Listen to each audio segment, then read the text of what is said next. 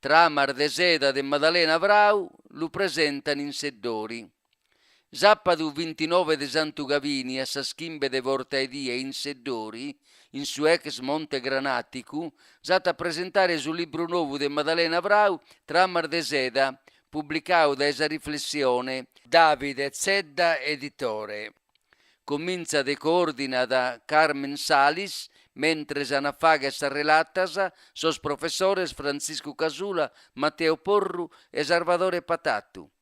Sa presentazione ha essere allegritata con sa presenza de sa cantante folk Silvia Sanna, che ha cantare medas poesier de sa autora, mentre Antonello Pulina e Antoni Pirastu hanno accompagnare sos canticos, su primo con sa chitarra, satiro con s'organetto. Sos relatore sono armatessi persone che hanno fatto usia introduzione e sa relata de presentata iscritta in su libro de Maddalena Vrau,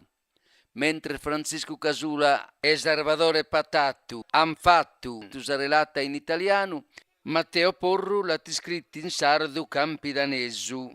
Tutte tre persone capaces che hanno letto meda conoscono sas opere della letteratura sarda, ma non solo, vaghen parte de premio letterario e dunque sono adatto a presentare quest'opera nuova de Maddalena. Opera che è bella de leghe propode conoscere sas poesias che Maddalena ti inventau e che sono assimizzantes a sas canzoneddas che s'armamar mescamente cantavano a sorfizzos e fizzas.